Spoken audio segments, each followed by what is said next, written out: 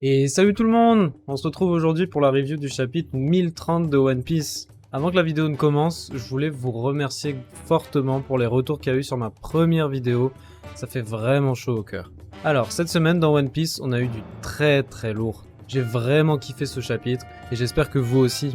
Sans plus tarder, passons directement à la vidéo. On commence directement cette analyse avec la page cover du chapitre qui, comme la semaine dernière, n'est pas particulièrement importante, mais est plutôt cool car ça nous permet de voir Brook dans ses habits standards. Ça faisait super longtemps qu'on l'avait pas vu comme ça, puisque depuis les deux derniers arcs, les Mugiwara sont constamment en infiltration. D'ailleurs, ça vous manque à vous de voir l'équipage dans ses tenues normales et sans déguisement quelconque? Personnellement, même si je trouve leur look depuis Wano assez stylé, ça me manque un peu. Le titre de ce chapitre a une continuité parfaite avec les dernières pages du chapitre précédent. L'impermanence de toute chose fait référence ici à l'ordre mondial établi, qui va drastiquement changer après cette guerre. Ça sent bon pour ce qui va se passer dans ce chapitre en tout cas. Dès la première page, on passe directement aux choses sérieuses avec Apu, qui a réussi à s'isoler du chaos avec X-Drake ainsi que les Numbers.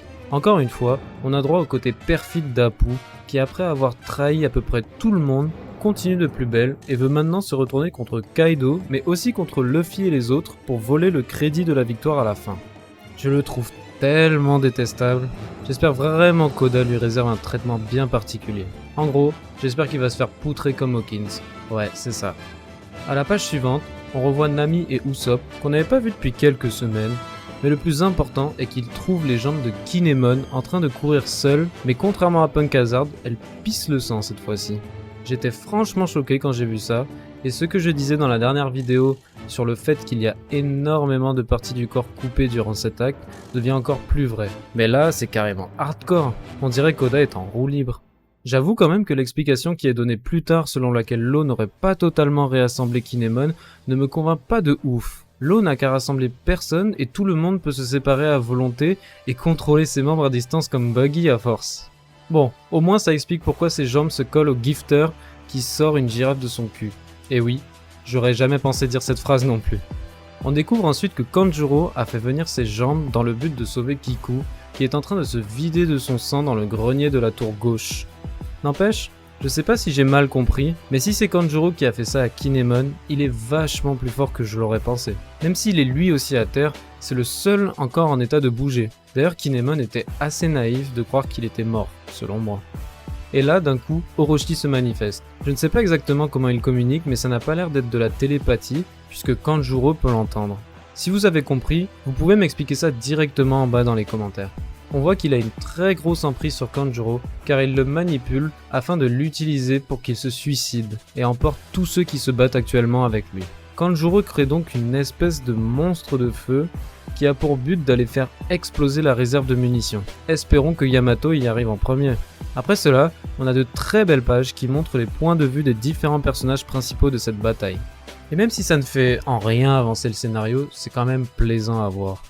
On a donc Momonosuke qui galère à créer des nuages pour supporter l'île, le CP0 qui semble passer à l'action afin de capturer Robin, qu'on voit justement avec Brook, Kawamatsu, Marco, Izo, ainsi que notre monster trio favori qui se battent tous contre l'équipage de Kaido.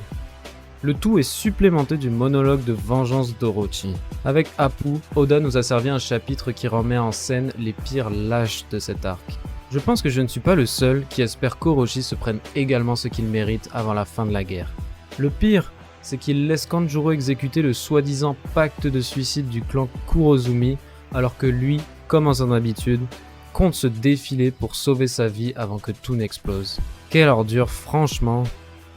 Sur quelques cases, on peut voir Yamato qui continue à se diriger vers l'armurerie, mais est interrompu par une attaque surpuissante qui traverse les murs du palais. On voit que cette attaque emmène avec elle l'armure de métal de Kid, et sans surprise, c'est Big Mom qui a lancé celle-ci. Directement, on est remis dans le bain de leur bataille avec Law, et, chose très inattendue, Kid et Law affirment pouvoir tous les deux éveiller leur pouvoir, bien que ce soit trop épuisant pour eux pour qu'ils le fassent en continu. On a donc Law qui nous sort un Kroom au lieu de ses rooms habituels, et qui, après avoir enduit sa lame d'une anesthésie, arrive à transpercer Big Mom.